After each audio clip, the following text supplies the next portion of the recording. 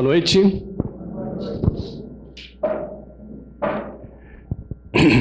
Como a nossa irmã aqui já anunciou, o nosso tema hoje vai girar em torno do desafio, o desafio de viver com o nosso próximo, principalmente quando o próximo está muito próximo.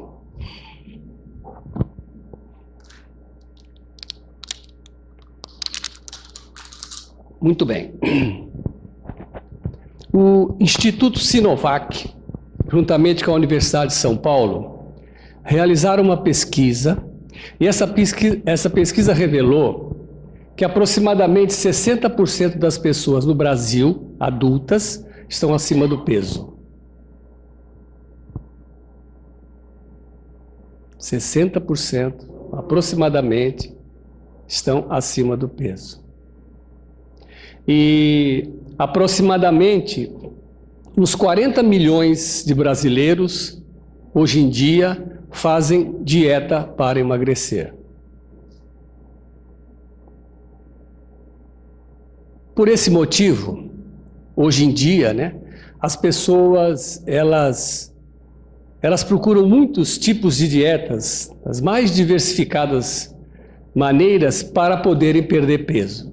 E por isso, a gente ficou sabendo da existência de várias dietas, como, por exemplo, a dieta do carboidrato, vocês devem ter ouvido falar, A dieta do Dr. Atkinson, a dieta das proteínas, as dietas do alface. Conhecem a dieta do alface? Come de tudo menos alface. A dieta da lua. Conhecem a dieta da lua? Fica gordinho igual a lua.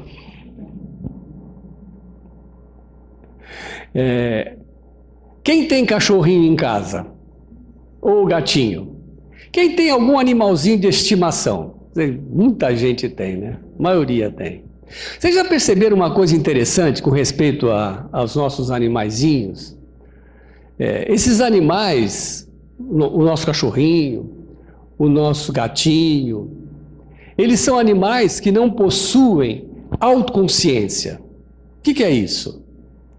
Um filósofo muito conhecido, francês, chamado Edgar Morin, nascido em 1921, inclusive ele está vivo, com 103 anos, e é um filósofo bastante reconhecido. Ele é estudado em muitas universidades, especialmente universidades da área de humanas, e esse filósofo disse o seguinte, ele falou assim, que o homem, nós, seres humanos, somos um ser social.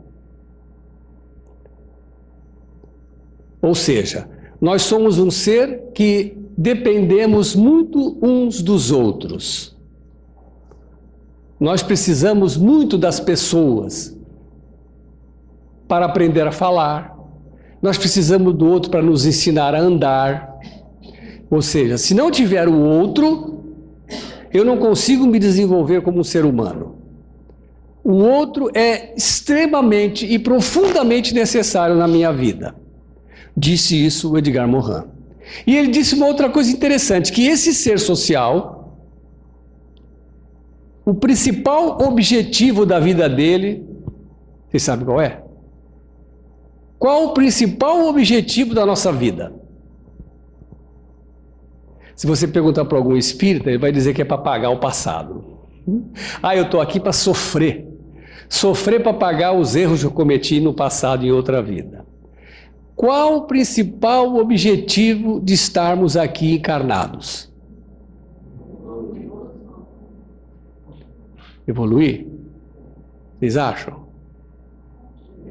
O principal objetivo de estarmos aqui é sermos felizes. E parece que a gente está indo na contramão disso, Porque a gente corre tanto atrás da felicidade e a gente não consegue ser assim, vamos dizer, plenamente felizes. Parece que para ser feliz, a gente precisa de ter coisas, porque a gente subjuga a nossa felicidade nas coisas externas a nós. A gente, por exemplo, acha que para ser feliz é preciso ter uma casa na praia. Se ter uma casa na praia fosse feliz, todos os moradores de Santos seriam felizes, né? Moram na praia. Ou ter um emprego que você almeja com tanto desejo, né? Então a gente fica subordinando a nossa felicidade em aspectos exteriores da nossa vida. Então, por exemplo, uma moça, uma jovem casadoira, se você perguntar para ela o que seria ser feliz, provavelmente ela vai dizer para você assim: ser feliz é eu encontrar um rapaz, né, assim, um rapaz que goste muito de mim, que eu seja apaixonada por ele, um rapaz assim respeitador, gentil, bonito, com dinheiro. Vocês acham que ela vai encontrar alguém assim? Vai ser difícil, né? Eu, por exemplo, a única pessoa que eu conheço que encontrou alguém assim foi a minha esposa. Tem uma pergunta no Livro dos Espíritos, já vou voltar já aos cachorrinhos, tá?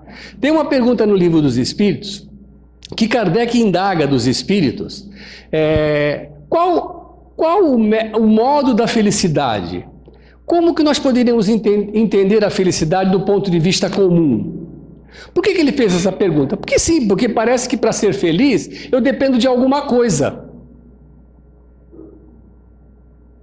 Se você perguntar, por exemplo, uma pessoa que não enxerga, um deficiente visual, se você perguntar para ele que quer ser feliz, muito provavelmente ele vai responder que é enxergar. E já não é uma felicidade para nós, porque a gente já enxerga mesmo, né? Se você perguntasse, por exemplo, para uma pessoa que mora numa área distante, numa área de muita pobreza, ela vai dizer que tem uma casa, um bairro melhor, é ser feliz. Se você perguntar, por exemplo, para um torcedor do Corinthians, o que é ser feliz? Ele vai responder que é ver o seu time campeão. Nada mais justo.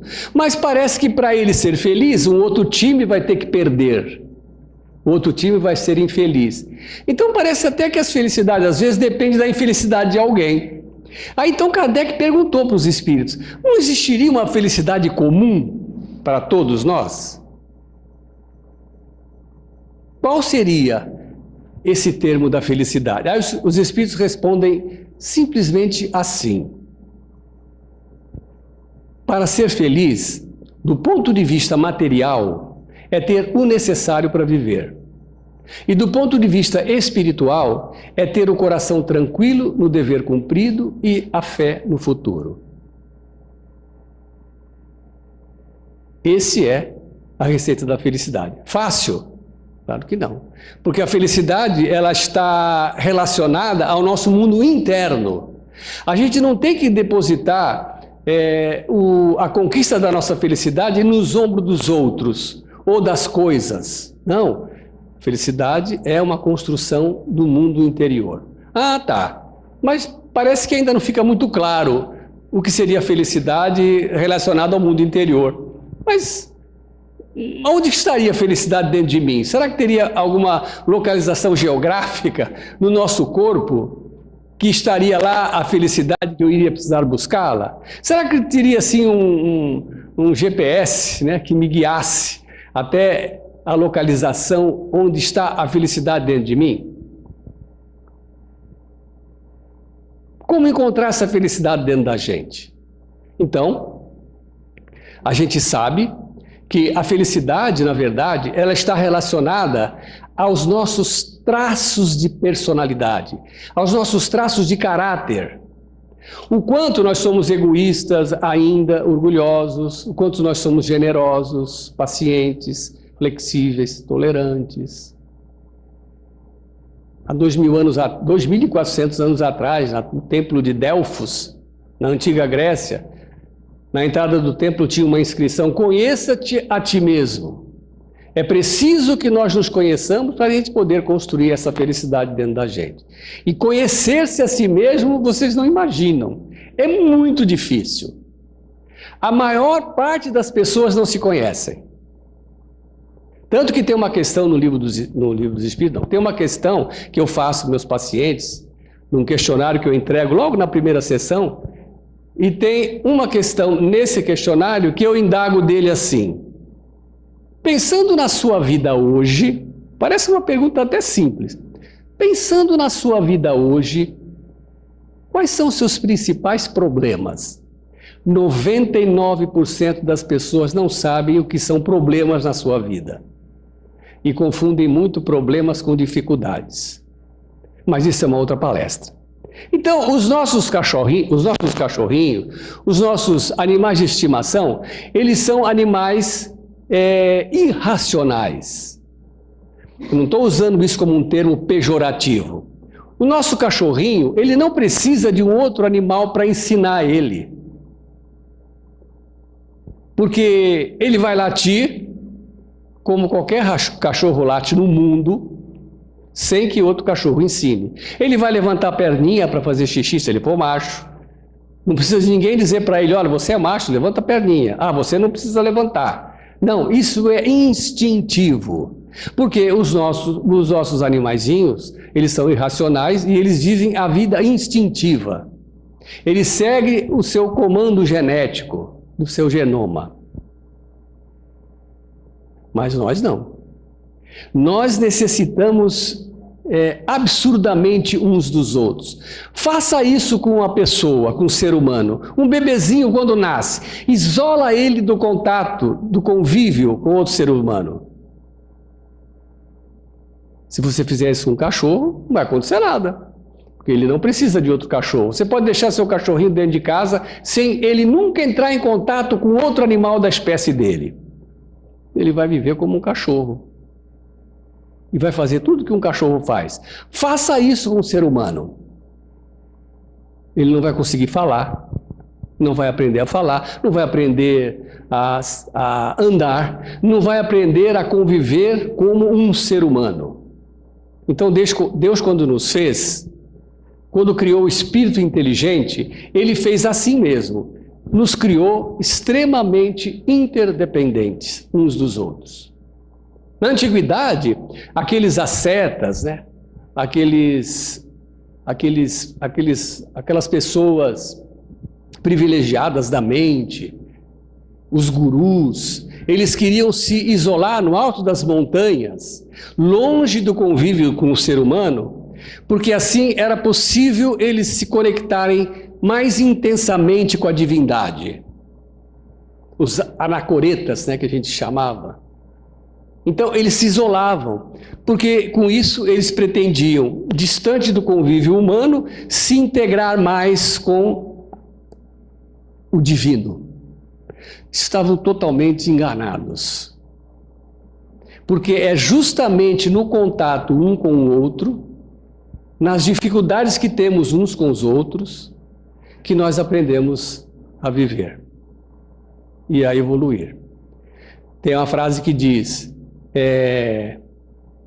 o caminho para o Criador é através da criatura.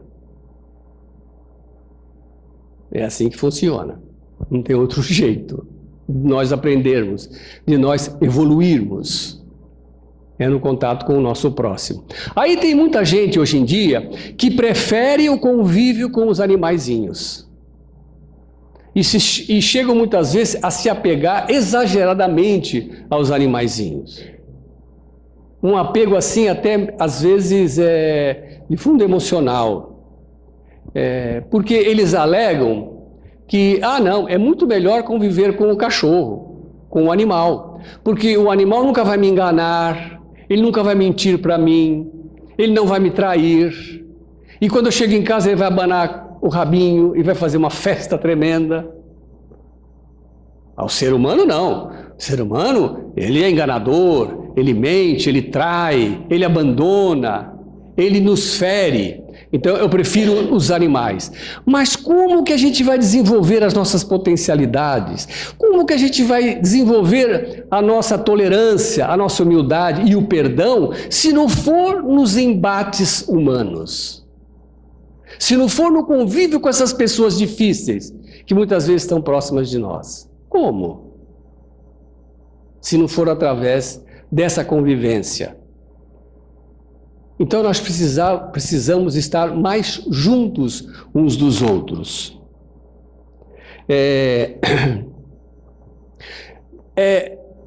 Há uns anos atrás, acho que há uns 10 anos atrás, mais ou menos, nos Estados Unidos, estava ocorrendo uma incidência muito grande daquela doença Crohn em crianças. Já ouviram essa doença, Crohn? Uma infecção no intestino, é uma doença de fundo autoimune, e ela interfere no seu sistema imunológico, e surge então essa enfermidade no seu intestino, e acaba às vezes criando uma fístula, é uma doença problemática. E estava ocorrendo uma incidência muito alta dessa doença em crianças lá nos Estados Unidos, sendo que ela é muito, muito mais comum surgir em adultos. E aí então, a FDA e os pesquisadores, né, os cientistas foram investigar qual era a origem dessa anomalia, dessa enfermidade surgir em crianças. E sabe o que eles descobriram? O que estava provocando essa enfermidade nas crianças? Excesso de limpeza. Porque lá nos Estados Unidos, quem já esteve lá, né?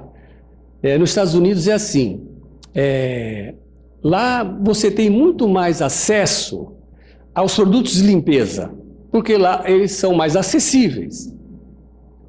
E outra coisa, lá nos Estados Unidos, eles têm uma tendência a manter sempre as janelas e portas sempre fechadas. Por quê?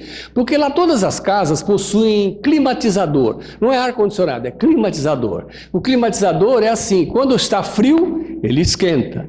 Quando está quente, ele esfria.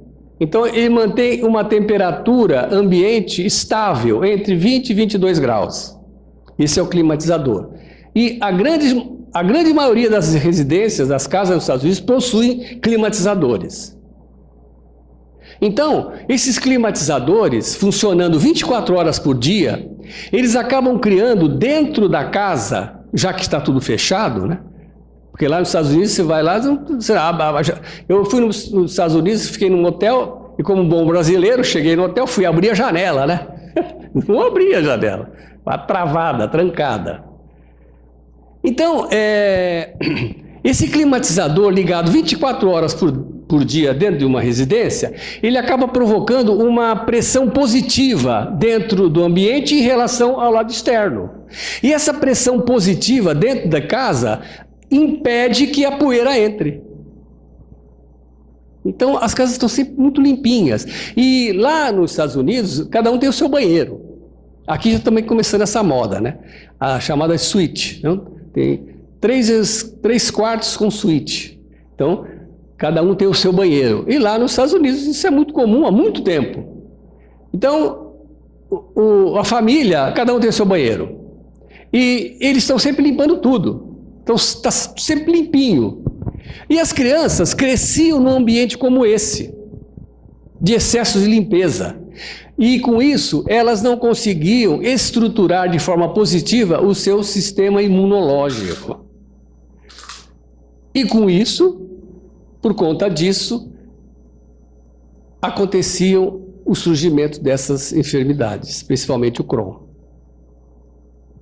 Então, nós precisamos uns dos outros. Olha como a natureza, né? Como Deus é extremamente, profundamente sábio. Ele fez muito interdependentes todos nós. Então, quando nós usamos o mesmo banheiro, por exemplo, mas o banheiro é cheio de germe, de bactéria. Mas quando você adquirir o germe e bactéria do outro, você constrói, fortalece o seu sistema imunológico. Quando uma mãe, há um tempo atrás, há uns anos atrás, um amigo que trabalhava comigo, ele ganhou uma netinha. E aí a netinha já estava lá com uns 2 meses. Ele me convidou para ir lá ver a netinha dele. Aí eu cheguei na casa dele, aí ele já me deu uma garrafa de álcool para me limpar minha mão. Eu limpei, lavei minha mão com álcool e entrei no quarto onde estava a netinha. Parecia um santuário. Então, tudo fechado, a janela fechada, as cortinas cerradas, aquele ambiente, maior silêncio. Me aproximei do berço, parecia um santuário, e eu não podia tocar no bebê. Eu lavei a mão com álcool para tocar no berço. Encostei no berço, olhei o bebê. Quando uma mãe abraça e beija o seu filho recém-nascido, quando ela abraça e beija ele, ela está absorvendo bactérias que o bebê produz, que o bebê tem. Essas bactérias entram na corrente sanguínea da mãe, ela produz anticorpos dentro dela e devolve esses anticorpos pelo leite materno. Olha, maravilhoso isso. Provando que nós somos profundamente dependentes uns dos outros. Aí, na Segunda Guerra Mundial, vejam só, na Segunda Guerra Mundial, o Hitler, ele pretendia criar uma raça pura. Já devem ter ouvido falar sobre essa raça ariana, uma raça pura, em que ele queria separar crianças pequenas. Essas crianças, elas iriam ser medidas, pesadas, analisadas, observadas, para que elas apresentassem aquele genotipo característico da raça ariana. Então, o indivíduo era medido o seu nariz, sua orelha, a cor dos olhos, cabelos, não podia ter nenhuma marca de nascença, nenhuma anomalia física, psicológica ou mental. Então essas crianças eram separadas e elas iam viver numa comunidade que foi construída para que essas crianças então juntas pudessem procriar e criar com isso o que ele chamava de uma raça pura. Imaginou? Imagina você pegar assim dezenas de manequins, aquelas mulheres bonitas, corpo escultural, aquela beleza, aquela plástica, e homens também, e essas pessoas vão viver juntas e vão se reproduzir. Vocês acham que o que teria acontecido? Vocês acham que daria certo esse projeto do Hitler? Obrigado. Teria? Por que não? Pensa assim, você vai pegar só pessoas perfeitas, sem nenhuma anomalia, sem nenhuma deficiência física, mental, pessoas bonitas, louras, olhos azuis, e essas pessoas elas iam se procriar. Não dava certo? Por que não? Oi? Mas você já está misturando gentes bonitas, perfeitas. Sabe por que não ia dar certo? Na época lá, em que tentaram levar a efeito esse projeto, naquela época, eles não conheciam o que nós sabemos hoje. Há mais ou menos uns 10 anos atrás, eles terminaram um projeto que se chama Projeto Genoma. Vocês já ouviram falar? Projeto Genoma. Esse projeto, que envolveu vários países, inclusive o Brasil fez parte, esse projeto pretendeu estudar todo o nosso código genético. Tudo que existia em nossos genes e para que cada um desses genes serve. Analisaram todos os nucleotídeos que compõem o nosso mapa genético e foi analisado gene por gene, que demorou mais de 10 anos essa pesquisa. O trabalho que deu. Antes dessa pesquisa, antes dela, tudo que a ciência não compreendia da natureza humana, principalmente questões relacionadas ao comportamento e às emoções, tudo que a ciência não compreendia, eles colocavam num saco sem fundo da genética humana. Então, quando eles não entendiam tal coisa, tal anomalia, isso aí é de fundo genético. Isso aí é hereditário, isso aí é genético. Mas aí com o projeto Genoma, que foi pesquisado para que serve cada gene nosso, quando eles foram divulgar os resultados dessa pesquisa, então estavam lá todos os cientistas responsáveis por esse projeto, e estava lá o seu presidente, o cientista Francis Collins, o nome dele, diante das câmeras, das televisões. Então ele foi anunciar para o público o resultado da pesquisa. Falou muitas coisas lá, mas uma coisa chamou a atenção de todo mundo. Ele disse o seguinte, que o nosso código genético, o código genético humano, é semelhante 99% a igual de um caroço de milho. E aí, eles fecharam uma porta enorme de um saco sem fundo da genética humana. Porque muitas coisas eles atribuíam a questões genéticas. Aí depois eles viram que, não, mas o milho é igual a gente. Não existe milho com raiva, milho depressivo, milho ansioso. Não existe. Então esse projeto revelou uma outra coisa interessante, provando que a experiência de Hitler não teria dado certo. Esse projeto revelou o seguinte, que quanto mais as raças se misturam, mais ela evolui. Então mistura o preto com o branco, com o amarelo, com o asiático, com o mameluco, com o índio. Quanto mais as raças se misturam, mais ela evolui, mais ela se amplifica, mais ela se melhora. Quanto mais mistura, provando novamente como nós temos que nos misturar com as pessoas. Como que nós temos que estar ao lado das pessoas. A gente não pode ter medo de ficar do lado, de abraçar, de beijar. E nós, felizmente, nós latinos, brasileiros, nós somos muito emocionais, né? Somos muito afetivos, gostamos de abraçar, de beijar. Isso é ótimo. Aliás, a nossa raça brasileira é uma raça composta por muitas raças diferentes. Raças asiáticas, raças europeias, germânicas, africanas. Então, houve aqui no Brasil uma mistura muito grande de raças, o que aprimorou a qualidade da raça brasileira. O produto que gerou dessa mudança, essa mistura de raças aqui no Brasil. Então, o experimento de Hitler não ia dar certo. Mas com essa questão da manipulação genética, o conhecimento que foi possível obter através da pesquisa genética, o descobrimento do funcionamento das nossas células, das nossas mitocôndrias que tem dentro da célula, que possui material genético. Então foi possível aprender a manipular a genética humana. E essa manipulação da genética humana acabou ocorrendo algumas coisas assim, meias estranhas.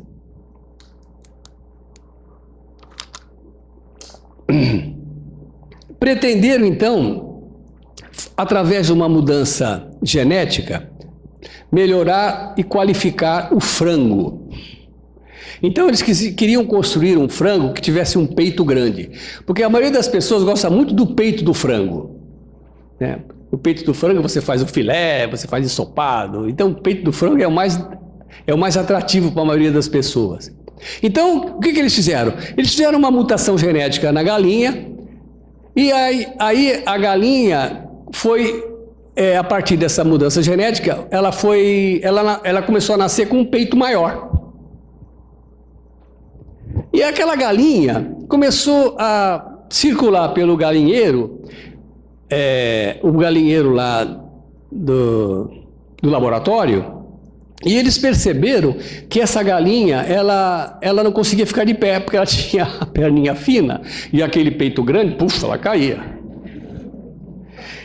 Aí eles voltaram para o laboratório e fizeram mais algumas alterações genéticas, né? E conseguiram engrossar a perna da galinha. Então era possível e interessante ver aquele frango, porque nasce frango, nasce galinha, nasce frango, era possível ver aquele frango caminhando pelo galinheiro, aquele frango com o peito grandão e com as pernas grossas. Vocês já comeram desse frango? Sabem qual é? O Chester. Já comeram o Chester? O Chester é uma galinha modificada geneticamente. Hoje acho que nem tem mais, né? Tem ainda? É uma galinha que sofreu uma alteração genética. Mas aí aconteceu uma coisa estranha. Esse frango que foi alterado geneticamente, ele começou a apresentar algumas atitudes diferentes dos frangos tradicionais. Porque vocês sabem que quando o frango vai acasalar com a galinha, vai cobrir a galinha, como a gente costuma dizer, ele começa a ciscar assim em volta da galinha.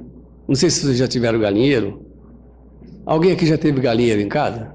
Alguém aqui já conviveu com galinheiro? Pessoal mais antigo aí. Eu já morei em casa com galinheiro. E então, é muito engraçado. Então, o frango, ele começa a ciscar em volta da galinha, e aí depois ele cobra a galinha. Mas esse frango, modificado geneticamente, ele não ciscava. Então, ele ia cobrir direto a galinha. E as outras galinhas mais velhas, quando viam aquilo, falaram...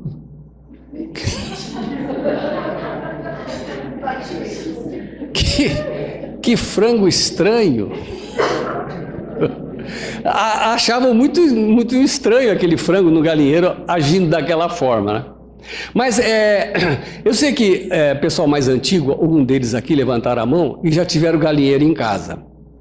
Hoje em dia a pessoa vai comprar uma galinha, a galinha já está empacotada lá no supermercado.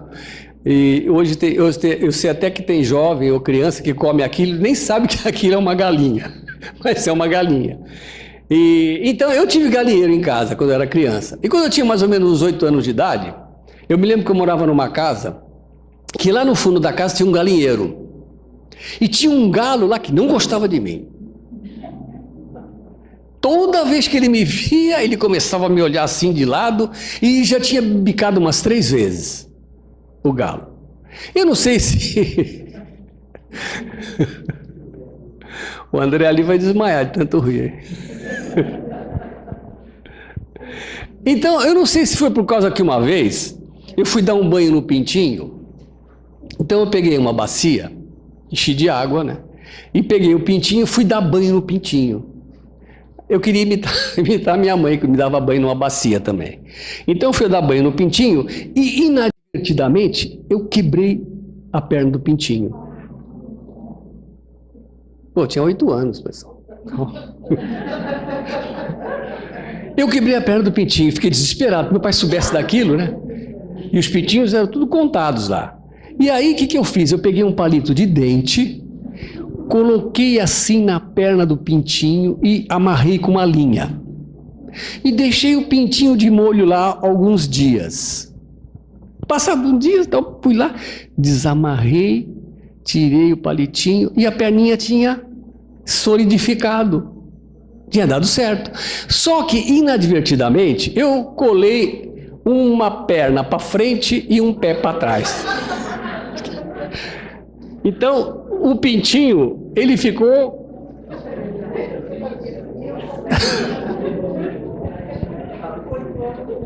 E com isso ele não conseguia andar. Ele dava um passo para frente e um passo para trás. Quando ele cresceu, que virou aquele galo, aquela galinha enorme, ele fazia buraco no galinheiro, indo para frente e indo para trás. Mas olha, infelizmente hoje as pessoas não têm mais o contato com a galinha, né? Mas as galinhas são seres muito engraçados. As galinhas, lá nesse galinheiro do meu pai, tinha uma goiabeira.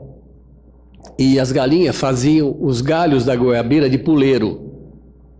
Então, não sei se quem já teve galinheiro deve se lembrar, as galinhas quando começa a escurecer, quando dá umas 6 horas da tarde, começa a escurecer, elas começam a subir para o puleiro, começam a subir o pé de goiaba e começam a se ajeitar nos galhos da goiabeira.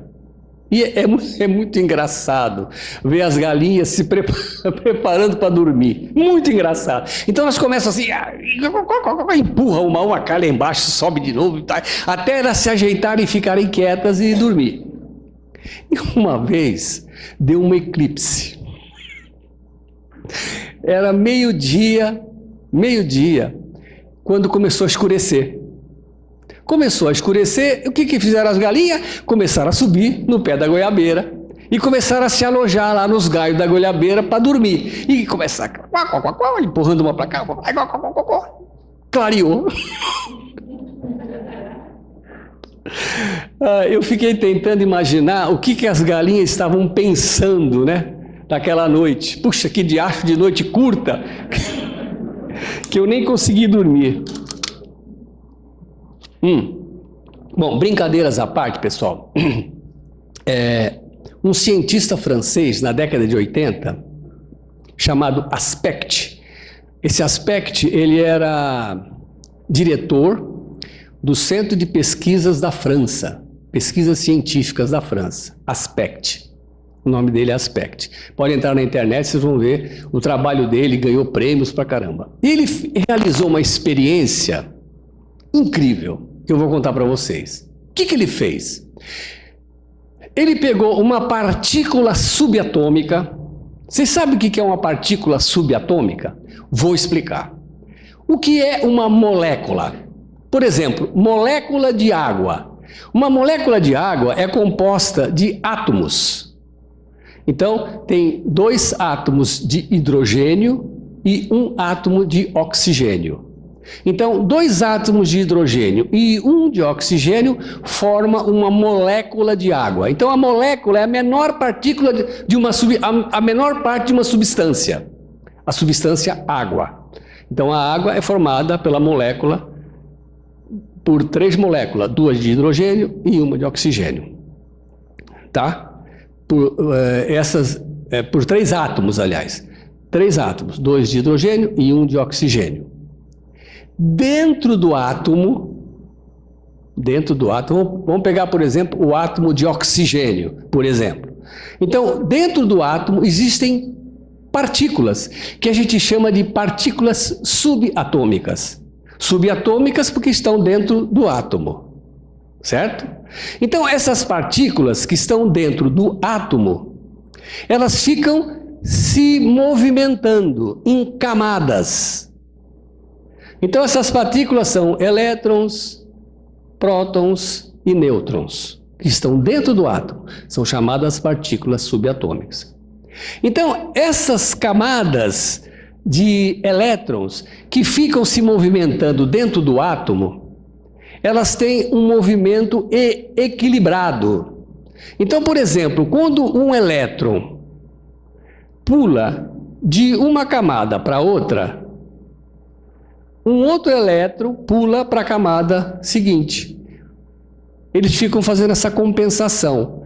Com isso, eles fazem o que a gente chama de equilíbrio atômico. Então, um átomo ele tem que estar em equilíbrio. Então, para isso, esses elétrons que estão dentro do átomo ficam se posicionando para manter esse equilíbrio. Entenderam esse detalhe assim? Só para vocês entenderem o que é uma partícula subatômica, que é um elétron, certo? Entenderam? Todo mundo entendeu? Tá. O que Aspect fez? Ele pegou um átomo que estava numa determinada partícula, ele pegou esse átomo, tirou de dentro do... Ele pegou esse elétron, tirou esse elétron de dentro do átomo e levou esse elétron para uma distância de dezenas de quilômetros. Como ele fez isso, eu não sei, mas ele fez. Então, recapitulando, ele pegou esse elétron que estava lá numa determinada partícula, pegou esse elétron, tirou de dentro do átomo esse elétron e levou ele lá bem distante do átomo. E observou o comportamento tanto do elétron que ele levou para a distância, quanto das partículas que ficaram lá dentro do átomo, os outros elétrons que ficaram lá. Entenderam o que ele fez? Muito bem. Aí ele acompanhou o movimento desses elétrons, tanto que ficaram lá, como aquele que foi levado à distância. E ele percebeu o seguinte, que quando aquele elétron que estava distante, quando aquele elétron se movimentava, o elétron correspondente lá dentro do núcleo do átomo também se movimentava, produzindo o que a gente chama de equilíbrio atômico. Entenderam? Então ele pegou esse elétron, quando esse elétron se movimentava, aquele elétron lá que estava dentro do núcleo também se movimentava. Aí chegaram a duas conclusões: que existia uma comunicação entre eles, que quando aquele se comunicava, ele avisava aquele outro para aquele também se movimentar, ou a outra hipótese é que eles não estavam separados. Entendam, se existia uma comunicação entre eles, essa comunicação ela tinha que ser superior à velocidade da luz. Porque eles perceberam que essa movimentação desses elétrons, mesmo os distantes, não tinha nenhum atraso de tempo. Se não tinha nenhum atraso de tempo, você sabe que as partículas subatômicas se movimentam na velocidade da luz, que são 300 mil quilômetros por segundo. Então, eles perceberam que essa movimentação não tinha nenhum atraso de tempo. Então, essa comunicação entre eles teria que ser superior à velocidade da luz. Como não existe nada superior à velocidade da luz, eles ficaram com a segunda conclusão, que na verdade esse elétron ele não estava separado do seu núcleo quando ele levou ele para a distância de quilômetros. Por que ele não estava separado? Porque nós não conseguimos fazer isso. Nós não conseguimos destruir uma molécula, um átomo. Impossível. Nós não conseguimos separar os elétrons de uma partícula. Impossível. Porque eles fazem parte do mesmo núcleo. Então, se nós não conseguimos separar uma simples molécula, uma simples partícula subatômica, como que nós vamos querer nós nos separarmos? Como que nós vamos pretender ficarmos distantes uns dos outros? É uma tremenda de uma ilusão. Nós não conseguimos fazer isso. Quanto mais nós nos separamos das pessoas, mais a gente se estiola. Quanto mais distante nós ficamos e permanecemos do outro, menor é o nosso crescimento em todos os sentidos: intelectual, espiritual, emocional, psicológico. Ou seja, nós precisamos estar juntos. Um pastor evangélico, que era dirigente de uma comunidade lá na Inglaterra, ele percebeu que dos seus frequentadores, que era um frequentador assíduo, ele percebeu que ele já não vinha há algum tempo na igreja, porque a cadeira dele ficava sempre vazia. E passou-se algum tempo e aquele rapaz não apareceu mais. Ele então resolveu visitá-lo. Foi na casa dele. Chegando lá, imaginou encontrá-lo com alguma enfermidade ou com algum problema grave, uma dificuldade séria. Mas não. Ele estava sentado ao lado da lareira, lendo o seu jornal, quando recebeu o pastor. E o pastor, conversando com ele, disse: mas você não apareceu mais, o que aconteceu? Eu estou dando um tempo, estou fazendo outras coisas, deu uma desculpa lá meio esfarrapada. Aí, o pastor, querendo passar uma lição para aquele seu tutelado, aproximou-se da lareira e com um atiçador de carvão, ele pegou um carvão em brasa, pegou aquele carvão, tirou o carvão da lareira e colocou em cima da pedra, fora da lareira. E disse para ele assim: observe esse carvão. Aí o carvão fora da lareira, que aconteceu com ele? Ele foi apagando, perdendo o seu brilho, perdendo o seu calor. Ele se voltou para o rapaz e disse assim: nós somos como esse carvão. Se nós nos afastarmos das pessoas, a gente perde o nosso brilho e o nosso calor. Nós precisamos tremendamente uns dos outros. Por mais que as pessoas nos magoem, nos firam, nos enganem, mentem para nós, é com isso que a gente aprende. É com isso que a gente fortalece o nosso caráter, a nossa personalidade. É com isso que a gente vai se tornando uma pessoa melhor. Porque a gente vai aprender a perdoar, vai aprender a não guardar mágoas, vai aprender a ser mais flexível, mais tolerante, mais paciente, mais humilde, no convívio com o outro. Mesmo que o outro esteja bem próximo. Então, por conta disso, aconteceram algumas coisas estranhas na sociedade, né? As pessoas, às vezes, são muito próximas, mas parece que estão tão distantes. Eu, por exemplo, morava num apartamento, num prédio de apartamentos, 5 andares. Cada andar tinha 4 apartamentos. 4 apartamentos vezes 5, eram 20 apartamentos. Ou seja, 20 vizinhos. 20 vizinhos.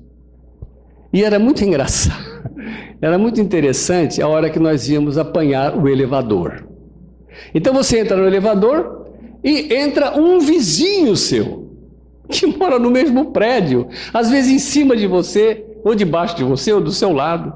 E é interessante ver o comportamento das pessoas quando estão num relacionamento social. Então entra no elevador, você não olha para o outro, né? E às vezes você fala, bom dia. Você entra no elevador, tem pessoas lá no elevador, você entra, bom dia. E agora os elevadores, eu trabalho num prédio que tem 10 andares, né? E por sorte é um elevador panorâmico. Então tem um vidro aqui e você vê ela na costa. E agora é mais fácil, né? Então você entra no elevador e fica olhando para a avenida, em vez de olhar para o outro, para o seu próximo, para o seu colega, para o seu vizinho, para o seu amigo. Então a gente fica assim, né? E fica... Agora também tem... Colocaram agora aquelas televisãozinhas, né, dentro do elevador, né? Ficou mais fácil ainda, né? Que você entra, bom dia, e fica olhando lá o noticiário. E quando a gente fala bom dia, quando a gente fala boa noite, quando a gente pergunta, tudo bem? Como vai? A gente está desejando mesmo um bom dia para aquela pessoa? Quando a gente fala para uma pessoa assim, boa noite, você está desejando boa noite para ela mesmo? Você pensou a hora que você falou boa noite? Você pensou que você tenha uma boa noite, que essa noite seja proveitosa, que você não fique dormindo junto com o corpo, que você saia do corpo e vá aprender, estudar, que você vai fazer um monte de coisa legal. A gente pensa isso? Não pensa. Porque se tornou uma coisa assim, vamos dizer, automática. Então você fala bom dia, boa tarde, boa noite, como vai, tudo bem? Da boca para fora. Você não sente aquilo que você está falando. Porque se você sentir, se você falar para uma pessoa bom dia, e você desejar realmente bom dia para ela, você vai receber de volta. Porque nós somos interligados uns aos outros. Não tem nada que nós pensamos, que nós não sentimos, que não interfere na vida das pessoas. Não tem nada que nós façamos que não interfere na vida das estrelas. Que dirá do nosso próximo que está do nosso lado? Como diz o ditado, né? Não se arranca uma árvore aqui na terra, né, sem que isso mexa de alguma forma com uma estrela a anos-luz da terra. Então, quando nós falamos e nos dirigimos para o nosso próximo, nós temos que pensar naquilo que estamos falando. Boa noite? Desejar boa noite para ele. Então, hoje nós vamos fazer uma experiência. Vamos fazer um exercício. E eu vou convidar vocês a participar desse exercício. O que é que nós vamos fazer? Quantas pessoas tem aqui, mais ou menos? Você que é do centro, quantas pessoas cabem?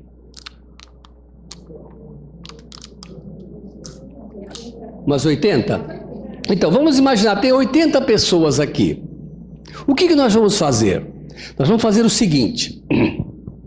Eu vou contar até 3, tá? Vou contar até 3.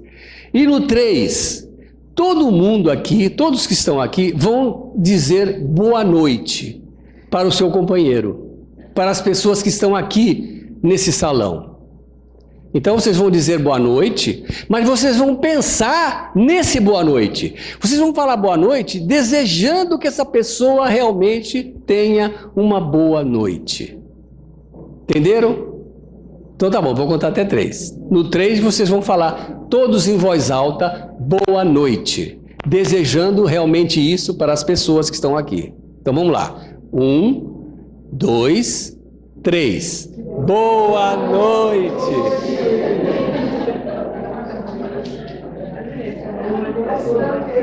Sentiram? Arrepiou? Tem que arrepiar. Tem que arrepiar. Quantas pessoas tem no planeta? Encarnados, vamos falar só dos encarnados. 8 bilhões de pessoas. 8 bilhões.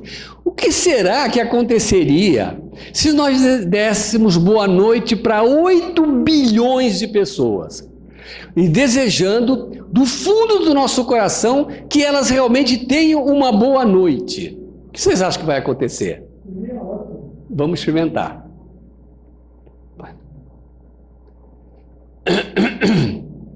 Então nós vamos fazer essa experiência. Pode apagar. Apaga tudo. Então nós vamos fazer isso. Nós vamos falar boa noite, mas nós vamos desejar boa noite para 8 bilhões de pessoas.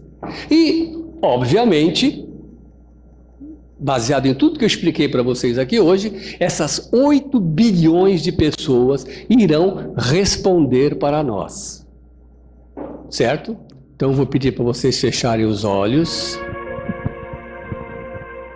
Fechem os olhos e procurem permanecer assim, o mais tranquilo que vocês puderem. Procurem relaxar as suas pernas, relaxar os seus braços. Respire tranquilamente. Respire sentindo o ar entrando e o ar saindo de seus pulmões. Respire. E à medida que você respira, você vai relaxando as suas pernas, relaxando os seus braços, vai relaxando todo o seu corpo. Relaxe também agora, inclusive, os seus pensamentos. Lembrando que nós somos fontes divinas. Somos seres criados por Deus, que nos dotou com essa inteligência que possuímos. Então, nós vamos desejar do fundo do nosso coração, com todas as forças de nossa alma, de nosso espírito, vamos desejar uma boa noite para todos os seres da Terra, para todos os 8 bilhões de indivíduos que estão agora encarnados no planeta. Então eu vou contar até 3 e nós vamos desejar a eles, todos que irão nos responder, vamos desejar boa noite,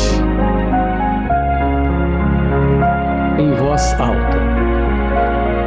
1, 2, 3. Boa noite! Muito bem. Pessoal, não batam palmas, tá? Pela paciência, muito obrigado, tá? Que Jesus possa nos abençoar a todos.